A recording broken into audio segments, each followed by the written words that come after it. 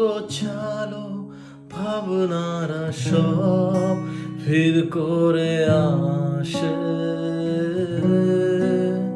ফেলে আসা সব স্মৃতিগুলো যেন চোখে ভাসে।